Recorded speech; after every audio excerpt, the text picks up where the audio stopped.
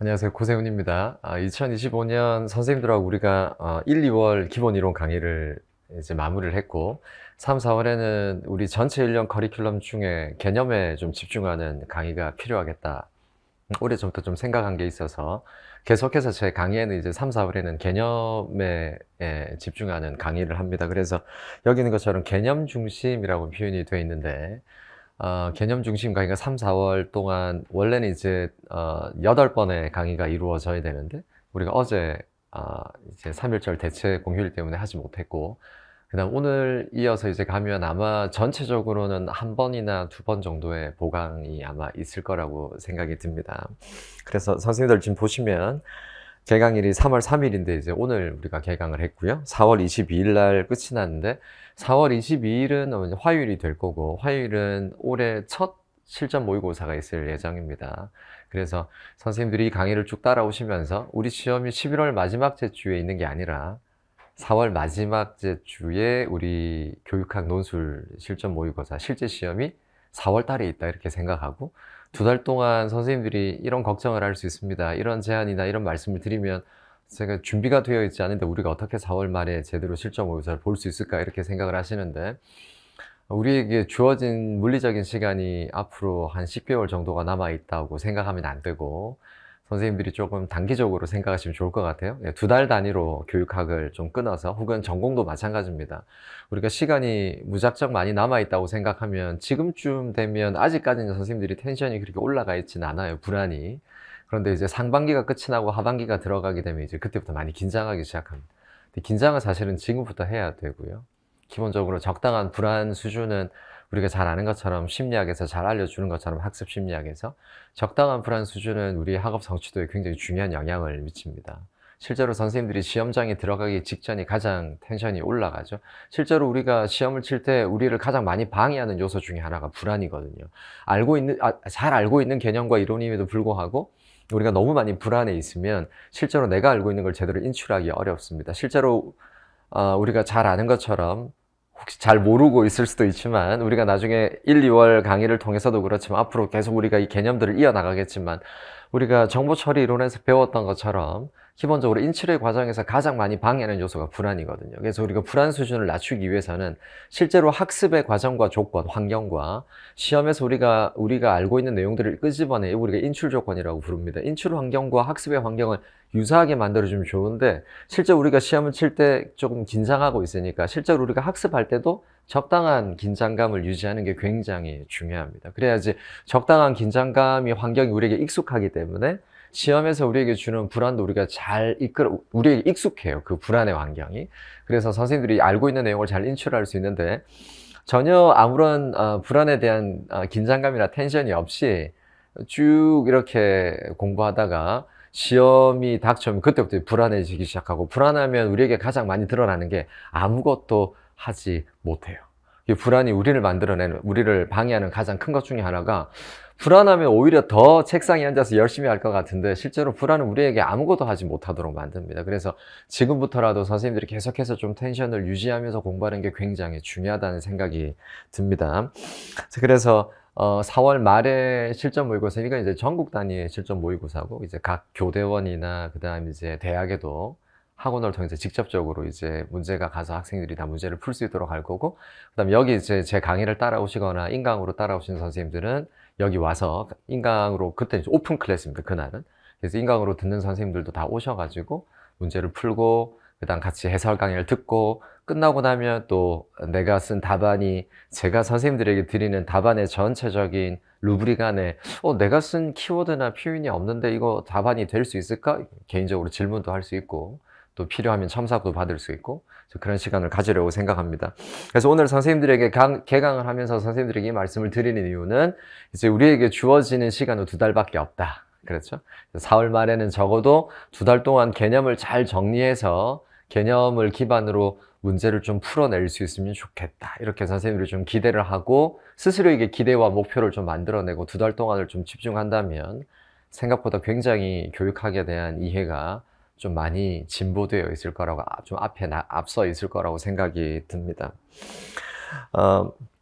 개념 중심 강의에 대한 잠깐의 설명을 드리자면 교육학 논술의 핵심 개념을 요약해서 정리하는 강의인데 결코 단순한 강의가 아닙니다. 그러니까 제가 하는 노량진에서 하는 강의는 제가 노량진 강의 전체에 대해서 잘 모르지만 그래도 제가 딱 이제 올해 10년째 노량진에서 강의를 하고 있거든요. 그래서 이 강의를 이미 한두 번 경험해 보신 선생님도 계실 거고 오래전에 또 제 강의를 좀 들으셨다가 잠깐 임용의 꿈을 잠깐 접으셨다가 또 다시 강의를 들어오신 선생님도 계시면 그 선생님들이 이제 제 강의 스타일을 잘 아시겠지만 제 강의가 결코 단순한 강의가 아니에요. 그래서 조금 복잡하고 조금 더 생각할 수 있는 강의가 좋았던 시절, 좀 그런 성향이 강했던 세대들에게는 제 강의가 꽤 많이 인기가 있었던 것 같아요. 인기라는 표현이 조금 아이러니한데, 근데 이제 또 지금 세대 선생님들은 좀 더 좀 단순하게 만들어 심플리파이 하는 걸 좀 좋아하고, 우리가 교육광에서 이게 원 바이트 청킹이라는 표현을 쓰거든요. 그래서 이제 한 입 딱 깨물어서 좀 먹여주는 강의를 좋아하는 세대들에게는 제 강의가 좀 불편할 수 있습니다. 왜냐면 자꾸 생각을 유도하거든요. 좀 생각하고 글을 썼으면 좋겠다라고 하는데 그런 강의가 선생님들에게, 지금 세대 선생님들에게는, 혹은 지금 세대 선생님들을 폄하하는 건 아닙니다. 그냥 선생님들이 가지는 성향을 이야기하는 거거든요. 그래서 제 강의가 결코 핵심 개념만 끄집어내는 강의이기 때문에 결코 단순한 강의는 아니고, 단순하지 않다는 뜻은 제 강의가 복잡하다는 게 아니라 강의는 선생님들에게 아주 명료하게 전달이 될 겁니다. 하지만 개념을 하나 설명하면 개념을 계속해서 다른 개념과 연결해 볼 겁니다. 그 이유는 제가 강의를 하면서 계속 이어가겠지만 결국에는 우리가 주어진 시간 동안 교육학 논술의 문제를 좀 정확하게 풀어낼 수 있어야 되는데, 풀어낼 수 있는 가장 중요한 툴은 개념입니다. 그래서 조금 더 개념을 좀 더 철학적으로 선생님들에게 아주 단순하게 설명하자면, 기본적으로 이제 20세기 철학을 집대성했다. 이제 우리 21세기를 살아가는데 20세기 철학, 현대 철학을 집대성했다고 평가받는 천재 철학자가 있습니다. 마틴 하이데거라는 독일의 철학자인데, 이 독일의 철학자가 언어는 존재의 집이다라는 표현을 씁니다. 즉, 언어는 이제 개념을 포함하는 표현인데, 언어 혹은 개념은 존재의 집이에요. 그럼 이제 우리가 그 사람의 언어를 보면 그 사람의 존재성이 잘 드러납니다. 이 사람이 어떤 언어를 쓰느냐가 그 사람의 존재의 색깔, 그 사람의 존재의 특성을 잘 보여주거든요. 우리가 대화해 보면, 이 사람이 굉장히 조금 많이 생각하고, 이 사람이 사유의 깊이 굉장히 깊은 사람이구나. 많이 생각하고 말하는 사람이구나. 아니면 그냥 이 사람은 그냥 굉장히 조금 본능에 충실한 언어를 사용하는구나. 이거 우리가 조금 생각해 볼 수 있는데, 교육학이라는 학문이 존재하는 가장 중요한 근거는 개념에 있습니다. 교육학이 자신을 설명하는 방식을 뭘 가지고 설명하냐면, 나는 이런 학문이야 라고 하는 걸 개념을 통해서 설명합니다. 그럼 우리가 교육학을 잘 이해하기 위해서는 그 사람의 언어를 이해해야 되거든요. 교육학의 언어를 이해하려면 교육학의 언어가 바로 개념입니다. 그러니까 교육학의 개념을 잘 이해하면 교육학이 가지는 논리를, 교육학이라는 존재를 잘 이해할 수 있어요. 그래서 우리가 이성이 만납니다. 그래서 우리가 처음에 만나면 서로에 대한 뭘 가져요? 이렇게 호기심을 가지잖아요. 그래서 그 사람의 언어를 좀 이해하려고 노력합니다. 좀 친해지고 더 좋아지고 익숙해지면 이제 그 사람의 언어를 나의 관점에서 많이 폄훼하기도 하고 재단하기도 하지만, 통상 우리가 남자의 언어와 여자의 언어가 다르다고 이야기하잖아요. 그래서 뭐 금성에서 온 여자, 그다음 이제 뭐 목성에서 온 남자, 그렇게 해서 이제 서로 좀 많이 언어가 다르기 때문에 교육학도 마찬가지입니다. 교육학은 우리하고 좀 많이 태생적 환경이 달라요. 그래서 자라온 환경이 다른데 이 사람이 교육학이라는 어떤 존재가 어떤 개념과 언어를 구사하는지를 좀 이해할 필요가 있습니다. 그러면 교육학 전체가 잘 이해될 수 있는데, 선생님들에게 제가 지난 10년간 혹은 대학이나 대학원에서 학생들을 가르치고 선생님들을 만나면서 가장 많이 듣는 이야기 중에 하나가 너무 어려워요. 근데 어려운 이유가 뭐냐면 교육학의 언어가 어렵다는 거예요.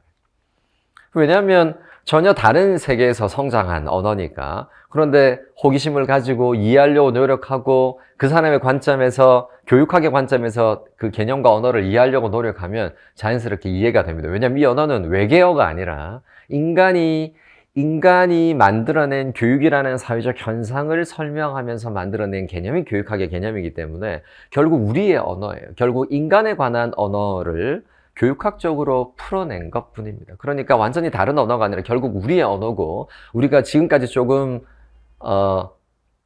친하게 지내지 않았던 사람일 뿐이었어요. 근데 알고 보니까 이 사람이 결국 우리가 교사로서 살아가기 위해서 우리가 다양한 언어를 구사해야 되는데, 교사의 언어는 일반인의 언어와 많이 다르거든요.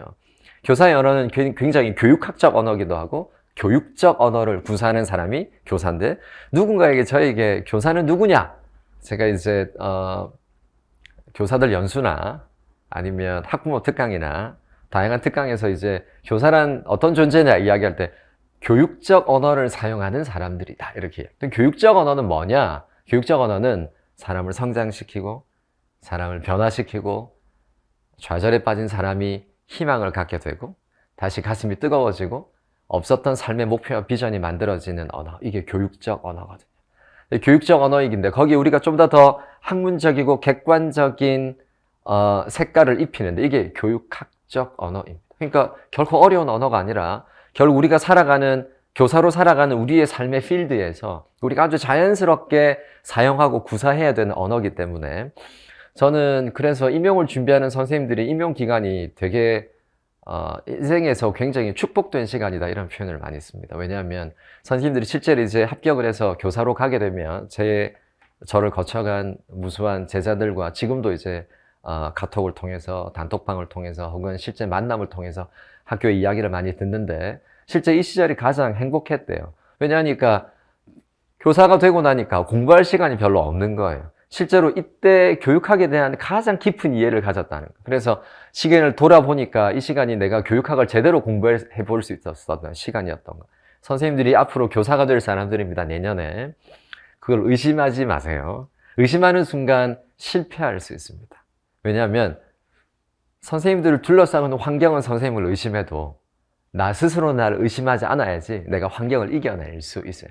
내가 나를 의심하는 순간 환경은 나를 끊임없이 나를 계속 의심하게 만들 거예요. 그러니까 내가 올해 잘 준비해서 내년에 합격할 거다라는 걸 스스로 의심하지 마시면 좋을 것 같고, 그래서 올해 1년 동안 내가 교사로서 시험을 위한 교육학을 공부도 뭐 의미가 있지만 그걸 더 뛰어넘어서서 교육학의 언어를 잘 이해하고 내가 내년에 좀 더 건강하고 좀 더 지적인 교사로서 이 시간 동안 내가 교육학의 언어를 좀 더 잘 이해해야겠다 이렇게 마음을 다지고 시작하신다면 이 공부와 이 시간이 우리를 짓누르는 시간이 아니라 오히려 우리를 좀 더 자유하게 만드는 시간일 거라고 생각이 듭니다.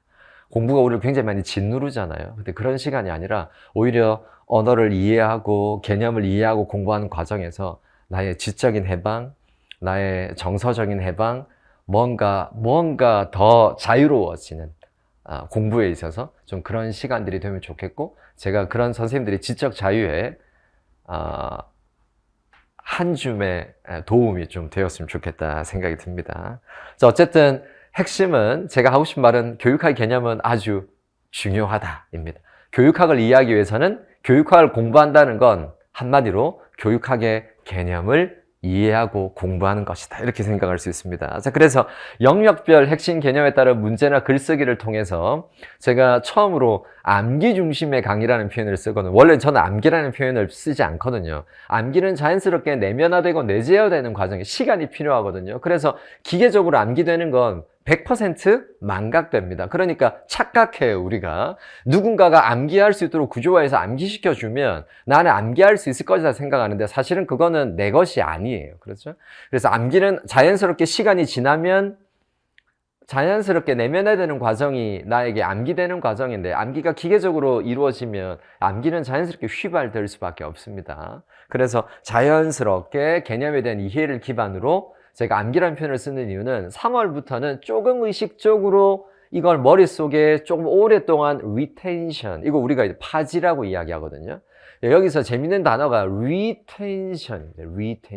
retention이라는 개념이 파지라는 개념인데, retention이라는 개념이 파지라는 개념이죠. 이게 자연스럽게 re라는 표현이 있잖아요. re라는 표현이, 이건 뭐냐면 반복해야지 내가 가지고 있을 수 있다. 이게 의미를 가집니다. 앞에 re라는 접두사가 붙어 있잖아요. 그러니까 선생님들이 3, 4월에는 조금 더 한 번 더 반복하고, 그래서 조금 더 내 머릿속에 오랫동안 남아있을 수 있도록 노력하는 그런 의미에서 암기입니다. 기계적으로 이거다 외우자 이런 의미가 아니라 조금 더 한 번 더 반복하면 좋겠다. 그래서 세 번째는 이때 이걸 여기로 끝나는 게 아니라 이제 이 교재가 그렇게 구조화되어 있지만 제가 선생님들에게 결코 단순한 강의가 아니라는 게 이 개념 안에는 개념을 다시 분석적으로 쪼개놨어요. 그래서 이 개념은 학생 중심이다, 교사 중심이다. 자, 이 개념은 구성주의와 관련되어 있다. 이 개념은 객관주의와 관련되어 있다. 이렇게 연결되어 있습니다. 또 이 개념은 다른 영역이 이 개념과 관련되어 있다. 그래서 아주 단순하진 않아요. 그래서 처음에는 연결이 잘 안 되는데 선생님들이 개념 강의를 잘 따라오다 보면 이제 어느 순간 5월 달에 어떤 질문을 받냐면 선생님들이 교수님 이 개념은 다른 영역 이 개념과 연결되는 것 같은데요. 뭐 이런 질문을 해요. 왜냐하면 생각해 봤기 때문에. 왜냐하면 학문 중심 교육 과정에서 우리 교육 과정의 유형에서 학문 중심 교육 과정이 있는데 학문 중심 교육 과정을 깊이 이해하다 보니까 학문 중심 교육 과정의 개념이 아주 중요한 개념 중에 하나가 우리가 끄집어내야 될 키워드 중에 하나가 수월성이라는 개념이거든요. 수월성이라는 개념은 교육학에서 굉장히 중요한 개념입니다. 수월성이라는 개념은 영어로 excellence인데 학문 중심 교육 과정은 우수한 아이들을 길러내는 데 초점이 있어요. 두 번째, 훨씬 더 높은 수준의 학업 성취도에 초점이 있는 게 학문 중심 교육 과정이거든요. 수월성이라는 개념은 항상 우수와 학업 성취 수준이 높은 아이들에게 초점이 있는데 이게 교육의 수월성이라는 개념이거든요. 그래서 이 개념을 학문 중심 교육 과정과 연결하다 보면 어떤 개념, 다른 영역의 어떤 개념들 중에는 수월성을 추구하는 개념들이 있어요. 그러면 학문 중심 교육 과정과 연결되잖아요. 이게 개념의 통합적 연결입니다.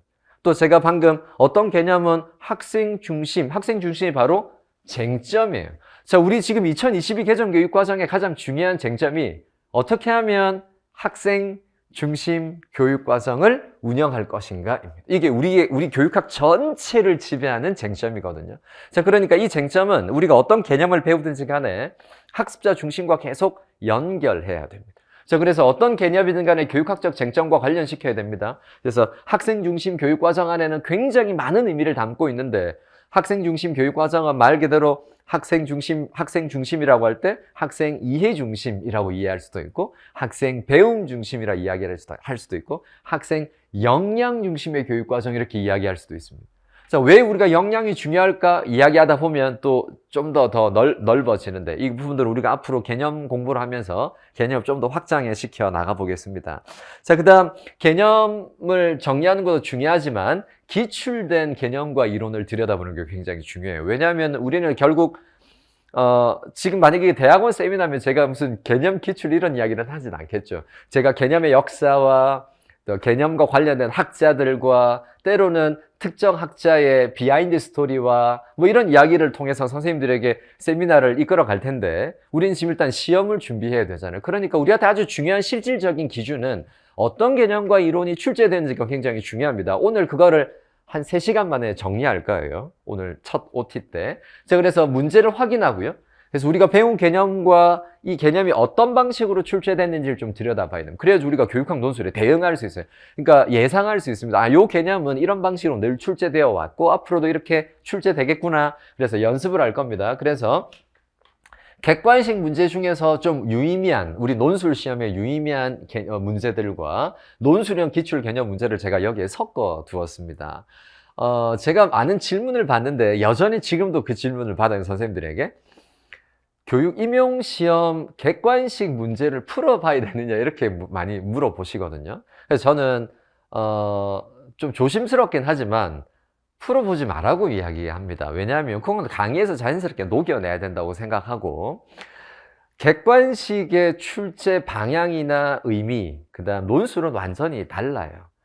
객관식은 개념에 하나만 집중합니다. 왜냐하면 4개 중에 하나를 선택해야 되니까. 논술 시험은 그렇지 않거든요. 논술 시험은 하나의 개념이 주제와 관련해서 굉장히 다양하게 펼쳐질 수 있어요. 그래서 객관식 시험을 보다 보면 개념의 원포인트는 이해할 수 있는데 원포인트를 넘어서면 이 개념이 축소되어 버려요. 그래서 개념을 좀 더 넓게 확장시켜 줄 필요가 있는데 객관식 시험은 그런 점에서 선생님들에게 그렇게 도움이 되지는 않습니다. 오히려 시간만 많이 잡아먹을 수 있습니다. 그래서 객관식을 여전히 왜 교수님은 지금 노량진에서 좀 유명한 강사들은 여전히 객관식을 다루는데 왜 교수님은 안 다루냐고 이야기해요. 저는 한 번도 다뤄본 적이 없어요. 지난 10년간. 그래서 객관식에서 중요한 내용들은 이미 여기에서 자연스럽게 다루기 때문에 그 부분을 선생님들 따라오시면 좋을 것 같고요. 그 다음 핵심 개념 글쓰기 연습을 합니다. 그래서 매주 형성평가를 하는데 이제 오늘은 이제 오늘 배운 게 없으니까 오늘은 이제 개념만 정리할 거고, 다음 주부터 이제 우리가 개념을 정리하고 아침에 오시면 선생님들에게 형성평가제가 있을 거예요. 그러면 저는 9시 반에 강의를 시작하지만 선생님들은 9시나 9시 10분쯤에 오셔서 10분이나 15분간 어제 배운 내용을 조금 제가 4문제에서 5문제 아주 단순하게 문제를 낼 겁니다. 그래서 한 줄만 써도 돼요. 혹은 책을 보고 다시 한번 정리해도 됩니다. 그때 답을 쓸 때는 책을 보고 쓰는 게 아니라 이 개념 생각이 안 나. 그리고 책을 보고 그 다음 책을 덮고 다시 인출, 끄집어내는 애를 써서 다시 글을 써내셔야 돼요. 선생님들이 조금 착각하는 게 객관식 시험은 사지선다형이기 때문에 내가 알고 있는 걸 이미 4개의 힌트를 주고 있기 때문에 금방 찾아내지만 논술은 우리에게 조건만 주고 어떻게 돼요? 완벽하게 인출해내야 되거든요. 그런데 선생님들이 왜 하반기에 힘드냐면 분명히 1월부터 5월까지 6월까지 꽤 열심히 했다고 생각했는데 6월, 7월부터 문제를 쓰려고 하니까 답을 쓰려고 하니까 이게 안 나오는 거예요. 왜냐하면 인출도 연습의 과정이거든요. 끄집어내는 연습을 하지 않으면 머릿속에서 나오지를 않습니다. 그러니까 지금부터 글쓰기 하는 건 끄집어내야 되는데 선생님들에게 좀 단순하게 공부의 과정과 목표를 말씀드리면 공부는 처음에는 텍스트에 의존할 수밖에 없어요. 그런데 공부의 마지막쯤 되면 텍스트로부터 벗어날 수 있어요. 그래서 나중에는 텍스트 프리 할 수 있어요. 텍스트로부터 자유로울 수 있어요. 그러려면 텍스트 처음에 보고 바로 인출이 안 되지만 보고 다시 책을 덮고 다시 쓰고 그래도 생각 안 나면 또 다시 보고 나중에는 처음에는 3-4번 다시 봐야 되는데 나중에는 2번, 1번, 나중에는 책 없이 머릿속에서 계속 인출이 됩니다. 인출도 자연스럽게 연습이 필요합니다. 그러니까 내가 공부하면 자연스럽게 인출되겠지? 아닙니다. 인출도 또 하나의 공부예요. 그러니까 인출하는 시간을 가지지 않으면 인출이 되지 않습니다. 그러니까 교육학 논술 시험을 11월 마지막 주 1교시에 문제를 보고 평상시에 늘 끄집어내는 인출 연습이 됐던 선생님들은 문제를 보고 바로 답을 써낼 수 있지만 평상시 인출이 안 되고 계속 책에만 의존했던 선생님들은 이제 안 되는 거죠. 인출이 안 되는 거죠. 그러니까 3월부터 선생님들하고 조금씩 인출하는 연습들을 할 겁니다. 그러니까 한 줄 쓰든 2줄을 쓰든 기억이 안 날 때는 책을 보고 답을 써도 되지만 바로 보고 쓰는 게 아니라 보고 다시 한번 머릿속에 문장을 구상해내고 책을 덮고 답을 쓰는 연습을 하시면 좋겠다 싶습니다. 네, 그래서 매주 15분간 개념 쓰기 연습을 할 거고요. 지금 강의 교재는 2021년도에 제가 쓴 책입니다. 그래서 선생님들도 이것도 질문을 많이 하세요. 다른 보면 다 매년마다 개정이 돼서 나오는데 저는 한번 책을 잘 만들어 두면 굳이 개정할 필요가 없다고 생각이 들어요. 또 내가 합격해서 내 후배들에게, 임용을 준비한 후배들에게 또 책을 넘겨줄 수 있잖아요. 안 그래도 되게 어려운 시기이기도 하고 자원이 없는 나라에서 매년마다 개정을 한다는 건 사실상 조금 눈 가리고 아웅의 형태가 좀 많이 있습니다. 그냥 이제 표지만 그냥 새 표지만 만들고 내용은 딱 필요 없는. 만약에 필요하다면 제가 보완 자료로 선생님 드리면 되니까. 그래서 이때 쓰여진 책인데 실제로 이 교육학 300알파에서 거의 대부분이 다 출제가 지금까지 되어 왔습니다. 그래서 1-2개 좀 예외적으로 나오는 것 빼고는 그런 것들은 이미 다 나중에 담론 강의나 또 문제풀이에서 어느 정도 보완이 되기 때문에 기본 개념들은 여기서 마무리가 될 거고요. 정리가 될 거고 전체적으로 제가 일단은 계획은 했습니다. 그래서 수업 계획과 강의 계획을 일단 적어 두었고요. 그래서 일단은 시작은 교육 과정부터 시작할 겁니다. 오늘은 선생님들하고 이미 나눠드린 기출 개념 이론을 제가 한 3시간 동안 리뷰하는 시간을 가질 거기 때문에 그래서 다음 주부터 교육 과정에서부터 선생님들 이제 개념들을 하나씩 좀 살펴볼 거고요. 마지막 쭉 하고 마지막 주에 이제 아마 여기는 표시 안 돼 있지만 모의고사가 있을 예정이고 중간에 교육 철학이나 교육 사회 또 상담 심리 같은 부분들은 제가 조금 보충 강의를 통해서 1번 혹은 2번, 2번까지는 안 갈 것 같고요. 1번 정도 아마 오후에 3-4시간 정도 한 번 더 어제 우리가 쉬는 날이 있었기 때문에 한 번 더 보완을 할 예정입니다. 그래서 3, 4월 달에는 한 번 정도의 보강이 있겠구나 정도로 좀 생각하시면 좋을 것 같고, 이렇게 전체적으로 강의가 진행될 예정입니다. 혹시 강의와 관련해서 선생님 혹시 질문이 있으신가요? 뭐 진행과 관련해서 혹시 개인적으로 좀 궁금하신, 조금 역동적으로 막 숫자가 굉장히 막 수백 명이 앉아 있는 게 아니니까 조금 선생님들하고 좀 많이 대화하면서, 인강으로 듣는 선생님들도 이렇게 조금 직강에서 이렇게 좀 역동적으로 이렇게 이 티키타카가 듣는 분들에게도 훨씬 더 도움이 될 거라고 생각이 들어요. 어쨌든 인강 선생님들은 강의를 들으시면서 좀 질문을 좀 많이 던지셨으면 좋겠고, 공부를 하지 않으면 좋은 질문을 하기 어렵습니다. 그래서 제가 대학에서 특히 중간고사 때는 거의 글쓰기 시험을 제가 문제를 주고 학생들이 답을 쓰는 문제를 거의 하지 않아요. 제가 중간고사 때는 주로 시험 범위가 만약에 예컨대 어떤 영역이나 주제가 있으면 우리가 배운 주제와 내용 안에서 질문 10개를 쓰라고 합니다. 그럼 질문의 퀄리티를 보면 이 사람이 어느 정도의 깊이와 이해를 가졌는지를 확인할 수 있거든요. 그래서 잘 질문할 수 있다는 건 그만큼의 공부에 대한 깊이가 이루어진 거거든요. 그래서 선생님들 공부하면서 좀 질문을 많이 하시기 바랍니다. 질문을 많이 해봐야지 좋은 질문을 할 수 있고요. 좋은 교사의 또 다른 특징 중에 하나, 제가 교육적 언어를 쓴다고 했잖아요. 좋은 질문을 하는 사람입니다. 교사는 내년에 선생님들이 학생들에게 학생들과 만나면서 좋은 질문을 할 수 있는 사람이에요. 질문 하나가, 퀘스천 마크 하나가 한 학생의 삶을 변화시킬 수 있거든요. 그러니까 우리는 잘 질문할 수 있는 훈련을 해야 됩니다. 그래서 공부하시면서 좀 많이 질문하시기 바라요. 제가 강의할 때 갑자기 손 들고 질문하셔도 좋습니다. 그렇죠? 그래서 제가 늘 하는 이야기지만 좋은 교사는, 또 제가 교사 특강에서 많이 하는 건데, 적극적으로 배우는 사람이에요. 그래서 좋은 교사는 액티브 러너라는 표현을 쓰거든요. 굉장히 적극적으로 배울 수 있는 사람이 잘 가르칠 수 있는 사람이거든요.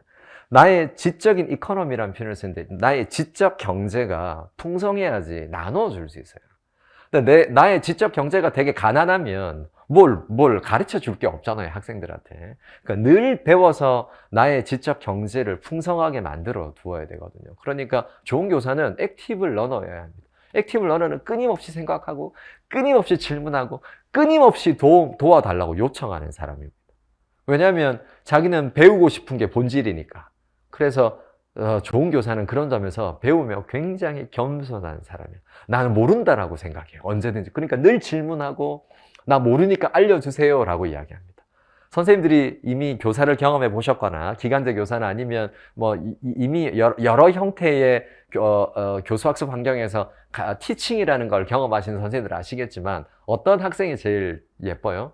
열심히 수업을 따라오면서 질문을 열심히 하는 친구가 되게 예쁘고 늘 생각나고, 내가 어떻게 하면 얘를 좀 더 도와줄까, 이렇게. 물론 이제 이상한 질문하는 친구들은 별로 예쁘진 않지만, 수업 시간에 되게 열심히 따라오고 때로는 귀찮을 때도 있지만 쉬는 시간에 따라와서 선생님 이거 뭐예요? 한 번 더 설명해 주세요 하는 친구들이 결국 계속 생각이 나요. 또 뭔가 도와주고 싶고. 그래서 좋은 교사는 기본적으로 액티브 러너가 돼야 되거든요. 그러니까 좀 적극적으로 선생님들이 임용시험을 준비하는 과정에서 나에게 평생에 가장 중요한 교사로서의 중요한 소양, 교사로서 중요한 배움의 역량을, 선생님들 평생에 지금만큼 공부를 열심히 할 수 있는 시간이 별로 없어요.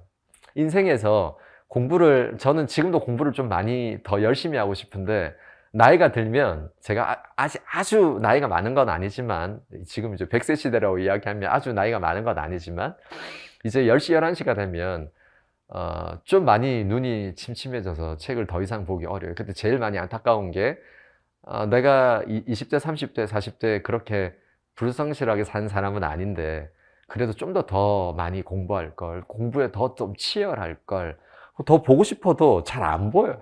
그렇죠? 소위 이걸 우리가 노안이라고 이야기하는데, 눈이 건강하고 몸이 건강할 때 선생님들에게 주어진 이 시간들을 감사하면서 정말 최선을 다하신다면 좋은 결과가 있을 거라고 생각이 듭니다. 자, 이제 선생님들에게 전반적으로 조금 개관을 했다고 생각합니다. 하고 이제 선생님들과 남은 시간 동안 뭘 할 거냐면, 네, 이제 기출 개념들을 좀 들여다 보겠습니다. 자, 이 기출 개념은 교육학 300알파라는 이름의 3, 4월의 핵심 개념 강의를 시작하기 전에 지금 여기 나오는 개념들은 모두 70번의 넘버링을 가지고 있습니다. 자, 이게 상징하는 바가 뭐냐면 보시는 것처럼 2014년도가 우리 교육학 시험이 객관식에서 논술로 바뀐 해고요. 자, 그래서 2014년도부터 이제 올해 2025년도지만 보통 시험은 2025년도, 작년 시험은 2025년도 신규 교사를 위한 시험이니까 연도 이렇게 되어 있습니다. 그러니까 지금 이제 우리 교육학 논술이 11년 됐어요. 이제 시험이 논술로 바뀐 지가 11년이 됐고, 지난 11년 동안 우리 교육학 논술 시험에서 영역별로 어떤 개념과 이론들이 출제됐는지를 쭉 제가 영역별로 리스트업해 두었습니다. 자, 결론적으로 일단 이야기를 하면 제가 마지막에 70번이라는 넘버링을 가지고 있지만 실제 개념은 70개가 출제되지는 않았습니다. 이 안에는 실제 출제된 개념도 있지만 답안으로 써야 하는 뚜렷한 개념까지도 포함하고 있기 때문에 실제로 지난 11년간 우리 교육학 논술 시험에서 출제된 개념은 60개 전후 정도로 이야기합니다. 그러니까 지금 우리가 교육학 논술을 공부하시면서 선생님들이 너무 교육학이 암기할 게 많고요, 공부할 게 많다 이야기하지만 11년 동안 실제로 출제된 건 60개 정도밖에 안 돼요. 좀 더 과장해서 이야기하면 70개 정도? 근데 우리 지금 3, 4월 동안 300알파잖아요. 300알파는 실제 숫자 300을 의미합니다. 300개 개념을 다루고 있고 알파는 조금 더 다룬다라는 의미입니다. 그러니까 실제 우리가 3, 4월 동안 300개의 개념을 다루면 실제 지난 11년간 우리 교육학 논술 시험에서 출제된 60개를 훨씬 더 상회하는 개념들이죠. 아주 단순하게 선생님들 다 머리가 좋으시니까, 여러분 머리가 좋아야지 우리나라 공교육의 교사가 될 수 있어요. 그러니까 이 시험을 준비하고 선생님들이 교직을 이수하고 임용을 칠 수 있는 선생님들은 기본적으로 우리나라 공교육의 교사로서 지적인 역량을 어느 정도 다 인정한 사람들이니까 스스로를 의심하면 안 된다는 게 그런 의미도 있어요. 우리는 기본적으로 임용시험을 합격해서 교사가 될 수 있는 지적 역량을 기본적으로 국가가 어느 정도 공인한 사람들입니다. 임용시험 아무나 못 쳐요. 학점 C면 못 받습니다. 시험을 못 쳐요. B학점 이상이어야 합니다. 또 적어도 이수학점, 기본적인 학점을 이수하지 않으면 학부 때 놀다가 교육대학원이나 일반 대학원 가서 또 교직을 일정 부분 이수를 해야 돼요. 그래야지 임용시험을 칠 자격이 이루어집니다. 선생님들이 기본적으로 교직을 어느 정도 선 이해를 가지고 들어오는 사람들이, 제가 공무원에서도 강의를 하거든요. 공무원에서 시험을 치는 선생님들은 교육학을 모르고 오는 선생님들이 50% 이상이에요. 그래서 하나하나 다 설명해 줘야 됩니다.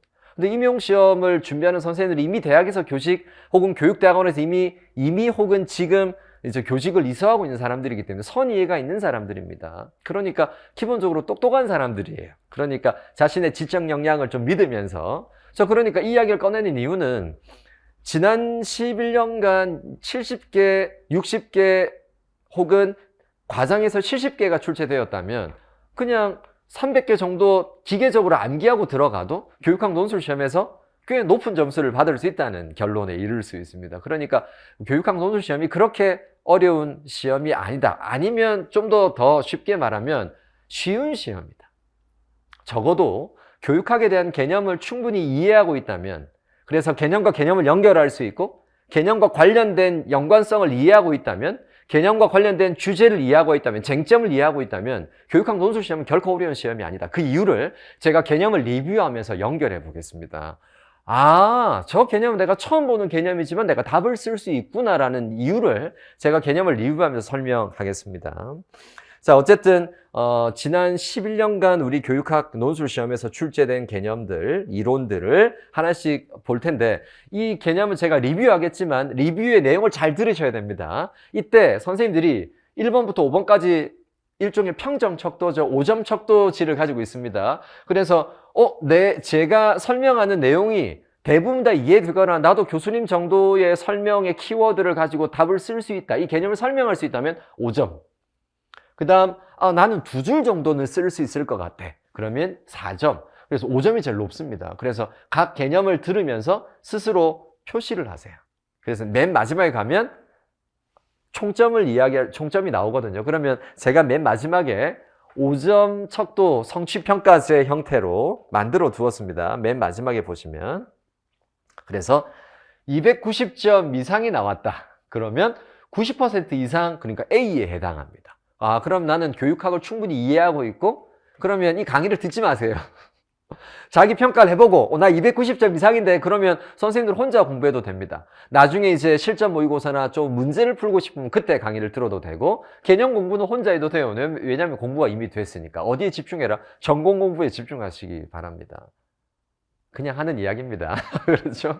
어쨌든 18점 이상은 충분히 좀 개런티 될 수 있는 사람이다. 그렇죠? 개념이 충분히 공부된 사람이니까. 그래서 쭉 이렇게 보시면 제가 구간과 점수를 쭉 만들어요. 예상 점수입니다. 나 250에서 289 사이에 나 16점밖에 못 받아. 이렇게 생각할 필요는 없어요. 이 기준이니까. 지금 우리 3월이잖아요.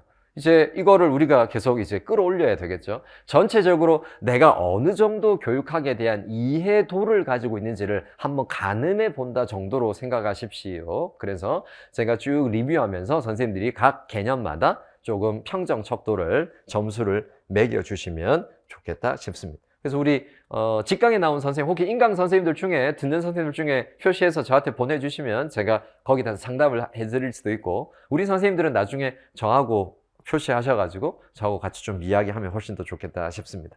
자, 이제 거두절미, 각설하고 선생님들하고 개념 하나하나씩을 살펴보도록 하겠습니다. 개념에 대한 저의 리뷰는 길지는 않지만 저의 길지 않은 설명 안에는 이 개념이 무엇을 이야기하고 있는지 가장 중요한 내용을 담고 있습니다. 자, 그래서 하나씩 들여다보겠습니다. 교육사 교육철학은 지난 11년간 딱 한 문제가 출제되어, 누가 봐도 딱 한 문제 출제되었습니다. 자유교육론이라는 개념이 출제가 되었습니다. 자유교육론은 개념이라기보다는 이론이에요. 이론은 자유교육이라는 이론인데, 이 자유교육은 영어로 liberal education이라고 부릅니다. 이때 liberal이란 말이 되게 중요해요. 그래서 자유가 liberal인데, 이 자유란 개념은 우리 교육사에서 인문교양 교육으로 발전한 개념입니다. 자, 그러니까 자유교육은 교육을 통해서 인간을 자유롭게 한다는 건데, 인간이 자유롭게 된다는 건 뭘까? 인간이 우리의 삶에 필요한 여러 가지 중요한 핵심적인 내용들, 에센스, 본질을 인간 스스로가 잘 이해하도록 지식을 갖추도록 도와준다면, 소위 교양교육이 잘 이루어진다면 인간은 기본적으로 삶에서 자유로운 인간, 이때 자유는 전인적 인간을 나타내기도 합니다. 제가 지금 하는 표현들이 다 이 이론과 개념을 설명할 수 있는 중요한 키워드들이에요. 그래서 자유는 인문교양교육이라는 의미가 있고요. 두 번째, 여기서 자유인, 인간을 자유롭게 만들기 위한 교육인데, 이때 자유인은 전인의 의미를 가집니다. 그러니까 인지적 영역, 심동적 영역, 그 다음 정의적 영역, 심동적 영역. 우리가 교육학의 세 영역이 가장 중요한 게 이 지적, 정의적, 심동적 영역인데, 이때 자유교육은 이런 전인을 지향하는 교육이다. 그래서 16세기, 17세기 사람들에게 자유로운 인간이란 전인적인 인간 혹은 교양을 두루두루 교양을 갖춘 인간, 이런 의미를 가집니다. 이게 이제 자유교육론이에요. 그런데 실제 시험은 그런 자유교육론이 가지는 개념의 전통을 이어받은 20세기 후기에 분석 철학자들을 출제했어요. 그래서 분석 철학자들 중에 대표적인 사람이 피터스라는 사람인데, 피터스가 분석 철학에서 자유교육론을 이해합니다. 그래서 자유교육은 교육의 외재적 목적을 추구하는 게 아니라 교육의 내재적 목적을 추구하는 거다. 우리가 방금 봤던 전인을 길러내기 위한 것, 인간을 교양을 두루두루 갖추어서 전인을 길러내는 건 교육의 외재적 목적이 아니라, 교육을 수단화하는 게 아니라 교육 내재적 목적을 추구합니다. 자, 그래서 그런 교육의 내재적 목적을 추구하는 게 자유교육론이고, 우리 시험에서는 뭐가 출제됐냐면 자유교육론의 내재적 목적의 내용이 무언지를 쓰는 게 출제가 되었습니다. 자, 그러면 분석 철학자들이 말하는 교육의 내재적 목적이란 뭘까요? 바로 합리적인 인간, 이성적인 인간. 자, 그래서 우리가 16세기, 17세기 자유는 전인의 개념, 교양을 갖춘 인간이를 강조됐다면, 이 자유교육의 개념이 18세기와 19세기와 20세기를 거치면서 이성적이고 합리적인 인간으로 성장합니다. 왜냐하면 교양을 갖춘 인간은 우리가 16세기 인문주의 교육에서도 제가 1, 2월에 지금 제가 특강으로 올려두었거든요. 그래서 선생님들이 시간이 나시면 누구나 들을 수 있습니다. 자, 이제 명확하게 판단하고 옳고 그름을 정당하고 그렇지 않은 걸 판단할 수 있는 인간이거든요. 그죠? 그거를 판단할 수 있는 기준은 뭐냐? 인간이 가진 바로 이성입니다. 자, 그래서 자유교육론의 핵심은 이성적이고 합리적인 마음, 혹은 이성적이고 합리적인 인간을 개발해내는 것. 이게 자유교육의 내재적 목적입니다. 이게 우리 교육학 논술시험에서 출제되었습니다. 그래서 우리가 나중에 알겠지만, 연결하겠지만, 피터스는 이미 이 자유교육론을 이야기하면서 교육은 기본적으로 세 가지 조건을 갖춰야 된다고 이야기합니다. 하나는 교육의 내재적 목적, 이거를 규범적 조건이다 이렇게 불렀습니다. 그 다음 두 번째는 인지적 조건. 즉 기본적으로 교육의 내용은, 교육과정의 내용은 지식, 이해, 인지적 안목을 갖춰야 된다고 이야기합니다. 그래서 뭐와 구분된다? 훈련과 구분할 수 있어야 된다. 훈련은 기능, 기술에 집중하거든요. 그게 아니라 교육은 한 인간의 지식, 한 인간의 이해, 한 인간의 인지적 안목, 인적 안목은 이성적이고 합리적인 판단을 할 수 있는 안목이거든요. 그 다음 세 번째는 과정적 충고를 제안합니다. 교육은 모든 과정에서 인간의 자발적인 의식, 자발성을 전제로 해야 돼요. 강제로 이루어지는 교육은 교육이 아닙니다. 그러니까 쇠뇌나 조건화를 거부하고 인간이 스스로 의식적으로 자발적으로 교육을 받을 수 있도록 유도해 주어야 한다. 자, 이 세 가지가 다 뭐와 관련되어 있다? 자유교육론과 관련되어 있습니다. 자, 그리고 우리 교육학 논술시험에서 자유교육론이 또 나온다면 피터스가 이야기했던 교육의 의미, 교육의 내재적 목적, 규범적 준거, 그 다음 두 번째, 가치를 추구할 수 있어야 돼요. 두 번째는 지식, 이해, 인적 안목. 세 번째는 자발성. 이 세 가지가 전제될 때 우리는 이성과 합리성을 갖춘 인간을 위한 교육을 할 수 있다. 그게 자유교육론의 내재적 목적. 제가 좀 길게 설명했는데, 길게 설명한 이유는 이 답안을 진술할 때 포함되어야 하는 중요한 키워드들이 여기다 포함되어 있습니다. 선생님들이 제 리뷰를 들으시면서, 설명을 들으면서 그 정도는 내가 이미 좀 이해하고 있고 쓸 수 있구나 하면 5점. 한두 가지를 빠뜨렸다면 4점, 이런 방식으로 선생님들이 자기 채점을 해주시면, 자기 평가를 해주시면 좋겠습니다. 자, 이제 두 번째로 갑니다. 교육과정으로 가겠습니다. 교육과정에 한 대여섯 가지 정도만 하고 1교시를 마무리할게요. 자, 교육과정의 첫 번째 출제는 경험 중심 교육과정입니다. 곱하기 2는 두 번 출제됐습니다. 경험 중심 교육과정은 장점과 단점을 각각 두 가지씩 쓰시오라는 게 똑같이 두 번 출제되었어요. 그래서 처음에 출제됐을 때는 오케이, 아직 교육학 논술이 아직 성숙하지 못한 상황이니까 되게 2016년도, 2015년도쯤에 출제되었거든요.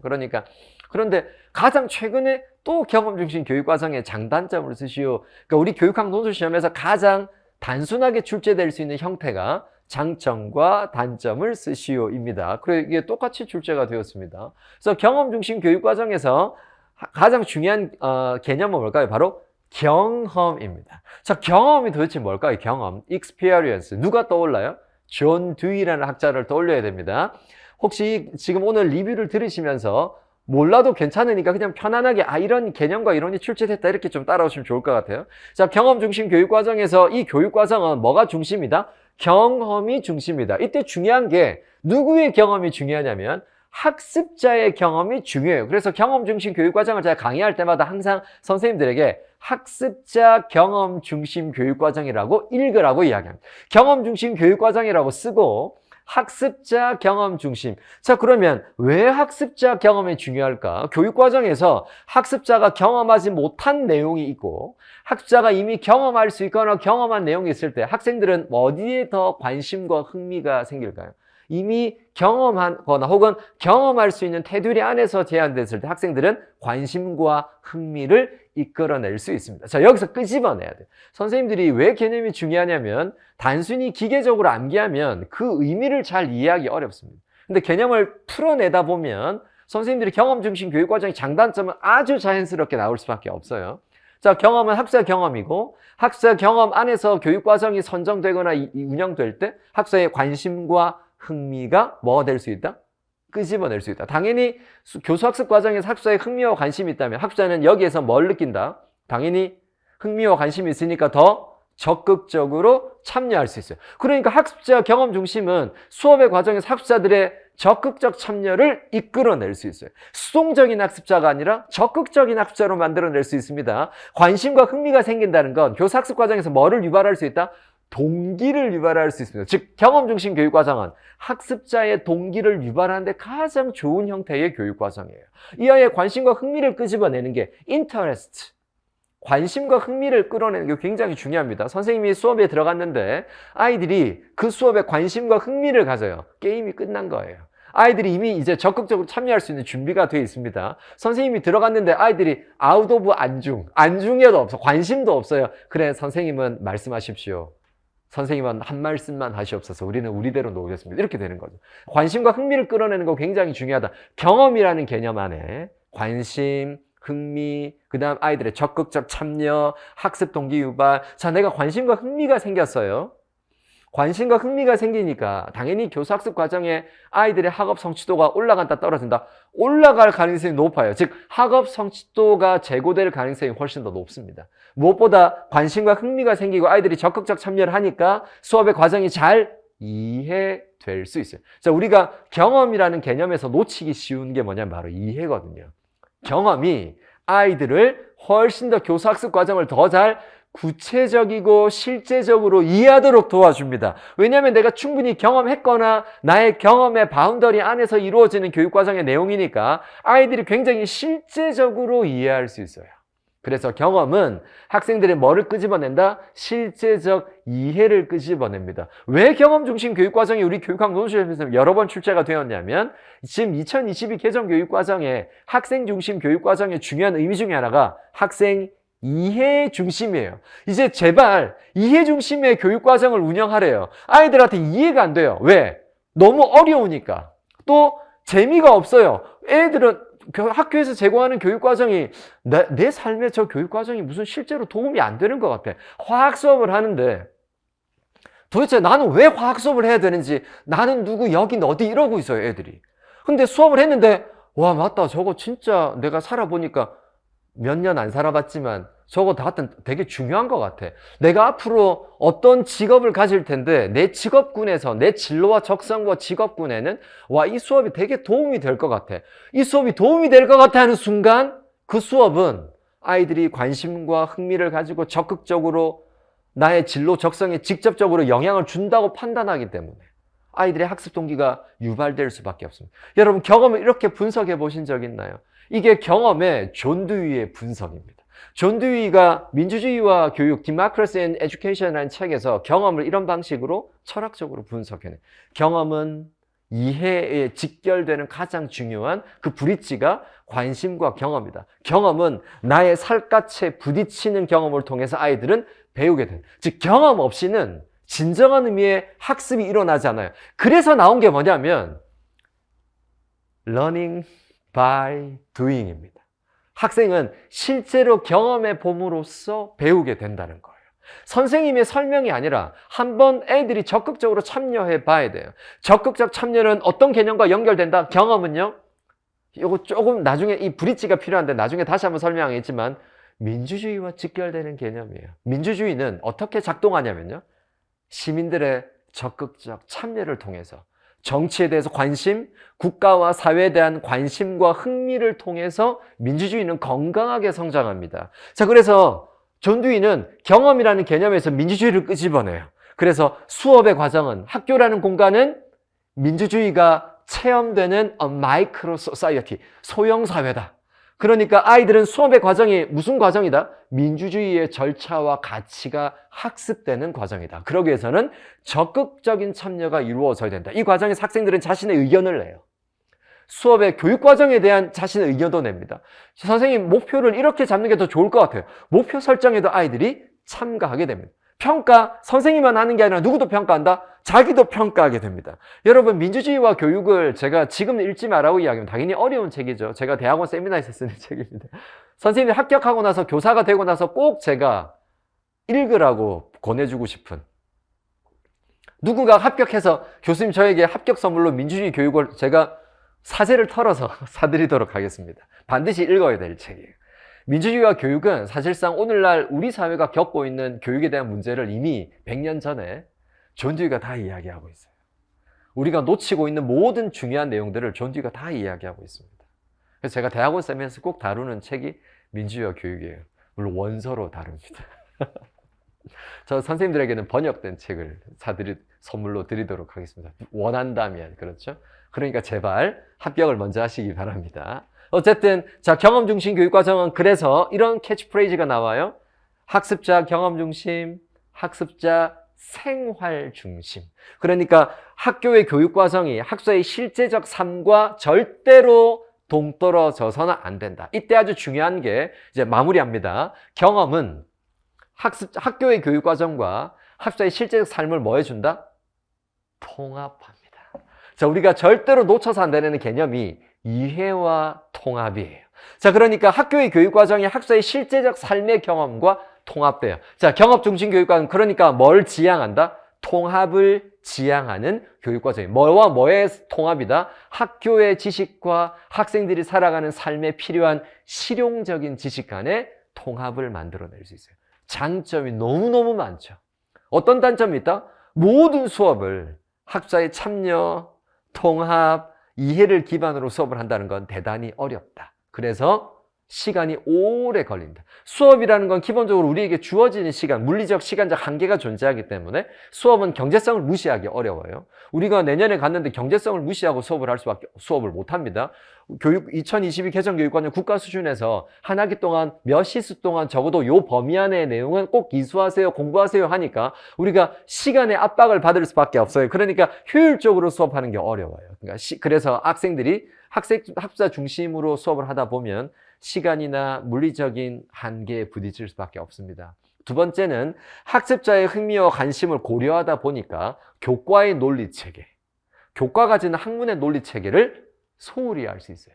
또 기초학력이 무시될 수 있습니다. 이제 그런 문제점들이 있어요. 그거 외에는 경험 중심 교육과정은 장점이 훨씬 더 많다. 왜 우리 2022 개정 교육과정이 학생 중심 교육과정을 강조해요? 우리 현행 교육과정의 학생 중심 교육과정에서 가장 중요한 출발점은 경험입니다. 경험 중심 교육과정이 왜 우리 교육학 논술시험에서 자꾸 출제되는 이유는 바로 경험 중심 교육과정이 지금 우리 현행 교육과정의 가장 중요한 베이스먼트이기 때문입니다.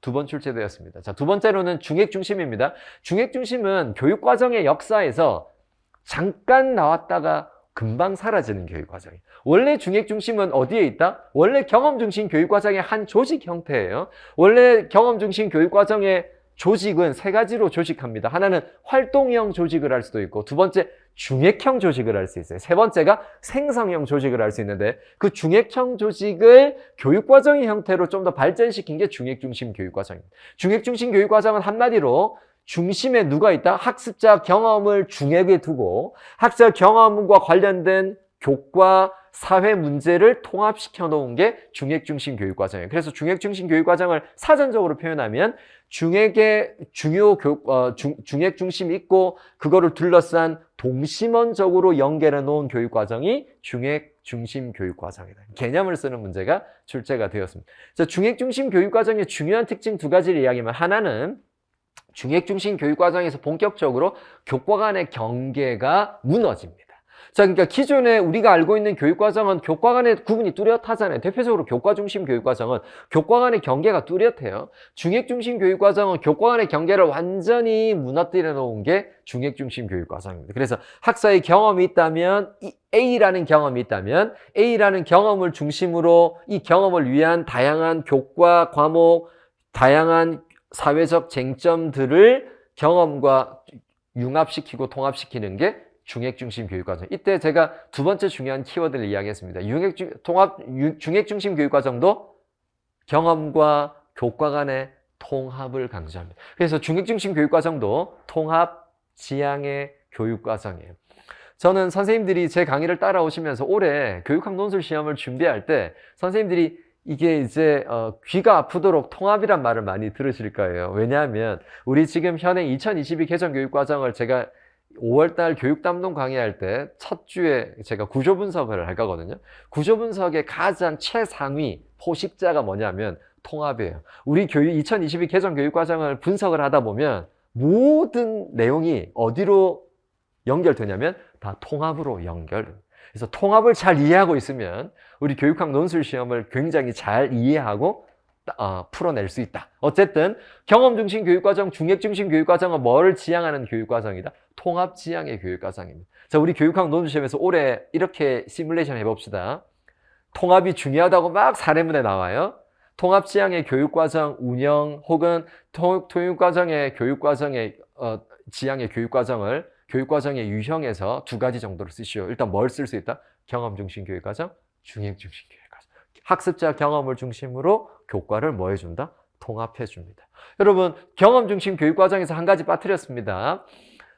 존 듀이가 경험 중심 교육과정에서 아주 유명한 표현을 써요. 아주 중요한 개념인데, 교과의 심리화라는 표현을 씁니다. 교과의 심리화가 뭐냐면 학생들의 경험과 학생들의 적성, 개인차, 즉 학습자 개인의 심리적 특성을 고려해서 교과를 조직하라는 거예요. 이게 교과의 심리화라는 개념입니다. 우리가 나중에 다룰 거거든요. 자, 그래서 어떤 사람들이 그렇게 이야기하더라고요. 경험 중심 교육 과정에서 존 듀이는 교과의 체계를 완전히 무시했다. 이렇게 하는데 잘 몰라서 하는 이야기입니다. 자, 그래서 이거를 객관식으로 공부하다 보면 교과 중심 교육 과정을 존 듀이가 완전히 무시한 것처럼 이해하게 돼요. 이게 잘못된 이해예요. 왜냐하면 존 듀이는 교과의 심리화라는 개념을 통해서 교과 위주로 하다 보면 학생들의 경험이 무시될 수 있으니 기존의 교과를 강조하되 교과의 조직을 학습자 경험을 중심으로 다시 교과를 재조직해 주라는 거예요. 이거를 교과의 심리화다. 아이들은 지금 교과의 내용을 10가지밖에 못 배우는데 왜 우리 지금 교과는 아이들의 지금 역량을 고려하지 않고 경험을 고려하지 않고 지금 20개를 외우라고 하느냐? 교과의 양을 줄여주라는 거예요. 아이들의 경험, 아이들의 여러 가지 적성과 개인차를 고려해서 그걸 우리가 교과의 심리화라고 이야기합니다. 어쨌든 통합 중심이라는 개념이 이 두 교육과정을 지배하는 아주 중요한 개념입니다. 자, 세 번째로 학문 중심 교육과정입니다. 곱하기 2는 두 번 출제되었습니다. 학문 중심 교육과정이 출제될 때 두 가지가 출제되는데 하나는 학문 중심 교육과정의 수업 전략을 물었어요. 학문 중심 교육과정은 교과 중심 교육과정이 심화된 형태가 학문 중심 교육과정입니다. 자, 교과가 심화한다는 건 늘리는 걸까요? 줄이는 걸까요? 줄이는 거예요. 여러분, 교과는 굉장히 많은 양을 가르치거든요. 학문 중심 교육과정을 제안한 학자가 누구냐면 브루너라는 학자입니다. 자, 브루너라는 학자가 볼 때 기존의 미국의 교과 중심 교육과정 체계가 너무 많이 가르친다. 그래서 제대로 이해하기 어려울 것 같다. 제가 지금 이해라는 표현을 썼습니다. 학문 중심 교육과정의 가장 중요한 키워드는 이해입니다. 이해. 자, 그래서 학문 중심 교육과정을 이야기하면서 아이들이 제대로 이해 못하는 것 같아. 수박 겉핥기식 피상적인 수업을 한다. 왜? 너무 많이 공부를 하니까. 학습하기에 버거우니까 아이들 그냥 기계적 암기를 한다는 거죠. 자, 이거를 뭐 하자? 좀 더 심화하자. 그래서 학문의 원리, 학문의 기본 구조, 핵심 법칙을 기반으로 교육과정을 좀 더 효율적으로 조직해 놓은 게 학문 중심 교육과정입니다. 자, 그러니까 교과 중심 교육과정은 그래서 교과 중심 교육과정은 교사 중심의 전달식 수업이거든요. 그런데 학문 중심 교육과정은 교과의 내용을 줄이고 학습자가 학문의 중요한 원리와 개념을 이해하도록 유도하는 수업을 해야 됩니다. 그러니까 교사 중심의 강의식 수업이 아니라 학습자가 기본 지식의 구조, 핵심 개념, 원리를 이해하도록 유도하는 수업을 해야 되니까 기존과 다른 수업을 해야 돼요. 이걸 두 가지 수업 방식을 제안합니다. 하나는 발견학습, 하나는 탐구학습을 제안해요. 그래서 학문 중심 교육과정의 수업 전략 두 가지를 쓰는 게 출제가 되었거든요. 하나는 발견학습, 하나는 탐구학습을 쓰는 겁니다. 그래서 말 그대로 발견학습은 교사가 학생들에게 다양한 사례를 던져주고 학생들은 사례와 사례 간의 중요한 관계를 파악함으로써 이 사례를 지배하는 가장 중요한 원리가 이거구나. 그거를 지식의 구조다 이렇게 불렀습니다. 그래서 발견을 통해서 탐구학습은 말 그대로 아마도 이런 원리가 있을 거야 라는 가설을 설정하고 가설을 검증하는 과정이 탐구의 과정입니다. 이게 탐구학습이에요. 그래서 발견학습과 탐구학습. 그래서 균합적 접근에 의한 수업을 강조합니다. 귀납적 접근이란 뭐냐면 교사가 모든 걸 미리 다 설명하는 게 아니라 교사는 아이들에게 example, 즉 사례들만 던져주고 아이들은 사례 간의 관계를 파악함으로써 어떤 일반적인 원리를 이끌어내는 귀납적 접근의 수업을 제안합니다. 나중에 제가 선생님들하고 개념을 다시 한번 깊이 들어갈 때 브루너와 오스벨을 좀 더 깊이 있게 비교할 거예요. 브루너는 귀납적인 접근에 의한 수업을 강조해서 아이들이 지식의 구조를 발견해내야 되는데 오스벨은 아니야. 교사가 잘 설명해 주는 게 훨씬 더 효율적이야. 선행학습을 고려한 유의미 학습을 이끌어내는 교사의 설명식 수업이 훨씬 더 효과적이야. 그래서 오스웰과 브루너는 평생 둘이 으르렁거렸습니다. 그렇죠. 무슨 엑소도 아니고, 엑소 좀 옛날 그룹인가요? 이 이야기하면 교수님 옛날 사람 이렇게 이야기하는 거죠. 엑소의 으르렁인가요? 있잖아요. 어쨌든 그래서 학문 중심 교육 과정이 있습니다. 그 다음 5번째는 나선형, 이제 여기서 하나 빠뜨린 게 문제는 이제 발견학습과 탐구학습을 이야기했지만 여기서 이제 학문이라는 개념입니다. 학문은 지식의 구조, 원리를 이야기하는 거고 원리를 이해하면 자 이제 아주 중요한 내용이 나옵니다. 조금 더 얘는 깊이 있게 설명하고 갈게요. 제가 리뷰지만 아까 제가 학문 중심 교육의 중요한 키워드가 이해라고 했어요. 그래서 지식의 구조를 잘 이해하면 잘 이해된 원리는 당연히 다음의 학습 장면 혹은 다음의 학습 장면에서 요구하는 문제에 잘 트랜스퍼, 전이 된다라고 이야기합니다. 그래서 학문 중심 교육 과정의 중요한 교육의 목표는요. 잘 전이할 수 있도록 도와주는 거예요. 효율적이다, 비효율적이다. 효율적이죠. 하나를 알면 5가지 문제를 풀 수 있다면 얼마나 효율적이에요. 자, 그래서 학문 중심 교육 과정의 아주 중요한 키워드가 이해를 기반으로 하는 전이를 촉진하는 수업이 핵심입니다. 그래서 잘 전이가 일어나기 위해서는 가장 우선적으로 선결 조건이 아이들이 지식의 구조를 잘 이해해야 돼. 그래서 이런 표현을 씁니다. 브루너는 이해, 변형, 전이. 잘 이해하면 잘 지식을 변형해서 다음에 학습 장면에 뭐할 수 있다? 잘 전이할 수 있다. 그래서 3 키워드가 중요합니다. 지식, 이해, 변형, 전이. 그래서 학문 중심 교육 과정은 학생들의 이해와 지식의 변형과 전이에 잘 적합화된 형태의 교육 과정이다. 이게 학문 중심 교육 과정. 이걸 통해서 학생들의 뭐를 늘리려면 교육의 탐구 능력에 기반한 교육의 수월성을 추구하는 교육 과정이 학문 중심 교육 과정.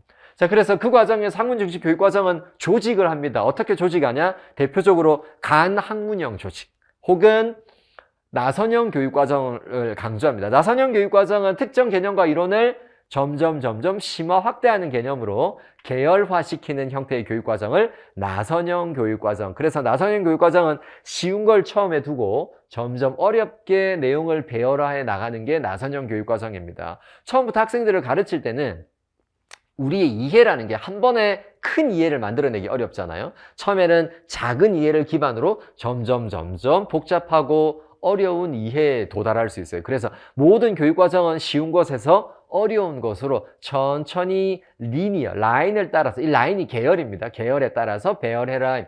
자, 간학문형 교육 과정은 두 교육 과정이 가지는 주요 개념과 원리를 통합시켜 놓은 거예요. 그래서 간학문형 교육 과정. 자, 우리 교육학이 가장 전형적인 간학문형의 결과로 만들어진 학문입니다. 교육학은 애초부터 순수한 학문이 아니에요. 그러니까 교육학은 심리학과 윤리학을 접목한 게 교육학의 시초입니다. 그래서 교육학의 원래 베이스먼트는 심리학입니다. 그래서 심리학과 윤리학이 합쳐진, 간학문적으로 합쳐진 게 교육학이고, 거기서 교육학이 이제 등치를 키우게 나가죠. 과정학과 연결하고, 공학과 합치고, 행정과 합치고, 사회학과 합치고, 심리학과 합치고, 더 현대심리학과. 그래서 교육학이 점점 간학문형으로 성장한 게 오늘날의 현대 교육학입니다. 그래서 간학문형 교육과정의 형태가 오늘날 교육학의 형태다. 이렇게 생각하시면 됩니다. 그래서 이 2가지는 왜 나왔냐면 2번째 학문 중심 교육과정에서 학문 중심 교육과정의 조직 방법 혹은 조직의 유형 2가지를 쓰시오. 이게 이제 가장 최근에 출제가 되었어요. 답은 나선형 교육과정, 간학문형 교육과정 혹은 학문 중심 교육과정은 교과 중심 교육과정은 교과의 논리적 조직을 강조하고요. 경험 중심 교육과정은 교과의 심리적 조직을 강조합니다. 그래서 학문 중심 교육과정은 교과의 논리적 조직과 교과의 심적 조직을 절충한 형태를 강조합니다. 그래서 이렇게 써도 되고 교과의 논리적 조직, 그 다음 교과의 심적 조직을 절충한 절충적 조직 이렇게 답을 써도 그러니까 답을 두 가지 형태로 답을 쓸 수 있는 게 출제가 되었습니다. 시간이 좀 더 지나서 5번까지 하고 잠깐 쉬는 시간 가졌다가 가능하면 저는 50분 수업을 지향합니다. 우리 선생님들이 50분 수업을 해야 되기 때문에 강의의 내용도 중요하지만 강의를 통해서 선생님들에게 어떤 수업의 형태와 내용의 모델링도 굉장히 중요하다고 생각하기 때문에 가능하면 시간을 좀 지킬게요. 오늘은 OT가 있어서 조금 오버타임을 했는데 50분 단위로 제가 가겠습니다. 그래서 지금은 5번까지 제가 개념을 리뷰했고요. 10분 정도 쉬었다가 6번부터 리뷰를 해 나가도록 하겠습니다.